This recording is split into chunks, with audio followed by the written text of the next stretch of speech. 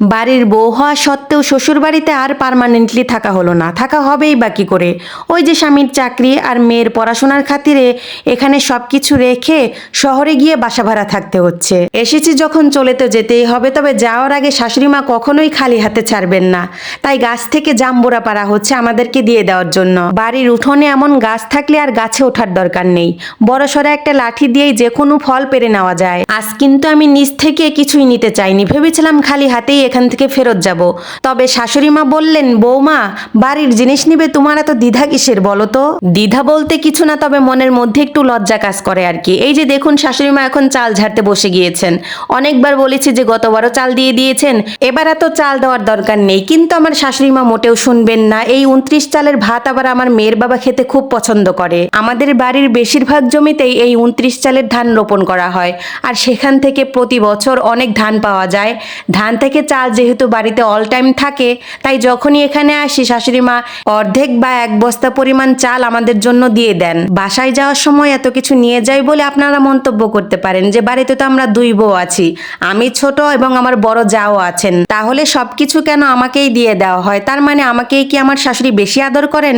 আমার যাকে কি মোটেও আদর করেন না? এই যে দেখুন আমার যা নিজ হাতে আমার জন্য কচু শাক কচু কেটে দিচ্ছেন, তিনিও কিন্তু প্রায় সময় আমাকে সবকিছু ব্যাগে করে দিয়ে দেন। ভাসুর এবং যা যেহেতু এখানেই থাকেন, ওনাদের তো আর নেওয়ার অপশন নেই, তবে আমরা যদি এখান থেকে কিছু নিয়ে যাই ওনারা কখনোই মন খারাপ করেন না। সবাই মিলেমিশে থাকলে আসলে কে কি নিল না নিল ওটা কেউ দেখবেই না। আমাদের বেলাতেও কিন্তু ঠিক তেমনটাই হয়, বাড়িতে যে কেউ আসুক না কেন কাউকে খালি হাতে ফেরত দেওয়া হয় না। উঠোনে একটা বড় পেঁপে গাছ আছে, তো এই গাছ থেকে আমার শ্বশুর আব্বা অনেকগুলো পেঁপে পেরে দিয়েছেন।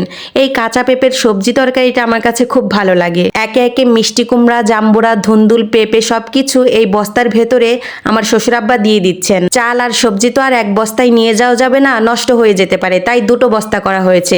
একটাতে চাল আর অন্যটাতে সবজি নেওয়া হয়েছে। প্রতি বছর আমাদের এই বাড়িতে ভাতের চালের সাথেও কিন্তু পোলাওর চাল এবং আতপ চালের আবাদ করা হয়, মানে পিঠা তৈরির চালও কিনে আনতে হয় না, আবার যদি বাড়িতে কোনো মেহমান আসে তাদের জন্য পোলাওর চাল কিনতে হলেও বাজারে যেতে হয় না, বাড়িতেই সবকিছু রয়েছে। এই যে আমার শাশুড়ি মা আলাদা করে আতপ চাল এবং পোলাওর চাল একটা ব্যাগে দিয়ে দিয়েছেন। আমরা বাড়ি থেকে বের হওয়ার ঠিক 1 ঘন্টা আগে সবারই তাড়াহুড়ো লেগে যায় যে কি থেকে কি দিয়ে দিবেন। শাশুড়ি আম্মা আবার কোথা থেকে যেন অল্প সময়ের মধ্যে 2 মুঠো পাট শাক তুলে এনেছেন, আমাকে বলেছেন যে বাসায় গিয়ে যেন এগুলো ভেজে খাই। পাট শাক ভাজিটা গরম ভাতের সাথে খেতে খুব ভালো লাগে, এটুকু দিয়ে আমার 2 বেলাতে হয়ে যাবে। আমাদের প্রতি সবার এত আগ্রহ দেখে মনের ভেতরে এমনিতেই শান্তি চলে আসে।